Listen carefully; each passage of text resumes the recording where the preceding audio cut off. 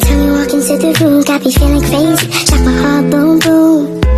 Any other boy would stare, but me I look away, cause you're making me scared. Trying not to breathe, 1, 2, 3. Semuanya, Assalamualaikum warahmatullahi wabarakatuh. Perkenalkan, nama saya Ainur Siti dengan NIM 22060101. Saya di sini akan menganalisa mengenai kasus anak yang membakar sekolah.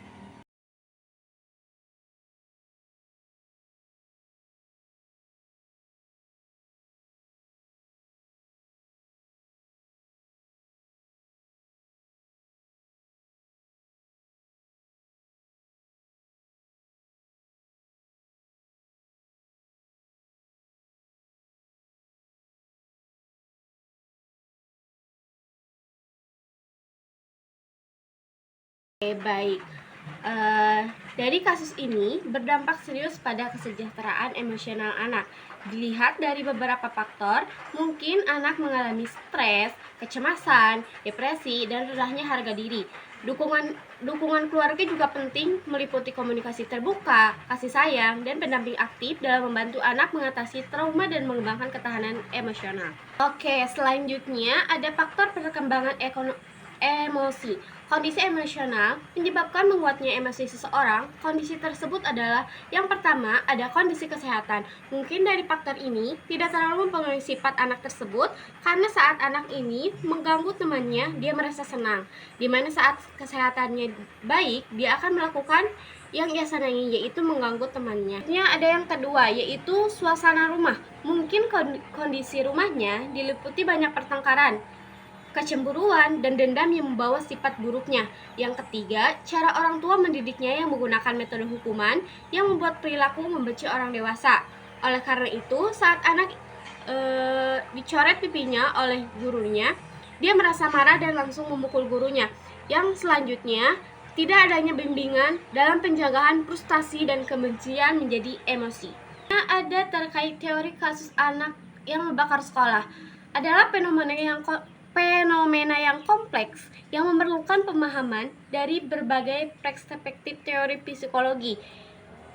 Yang pertama, sosiologi, pendidikan, dan kriminologi. Ada beberapa teori yang relevan, yaitu yang pertama, teori psikososial erection. Ini menyoroti tahapan perkembangan anak-anak dan remaja, termasuk bagaimana identitas dan hubungan mereka terbentuk.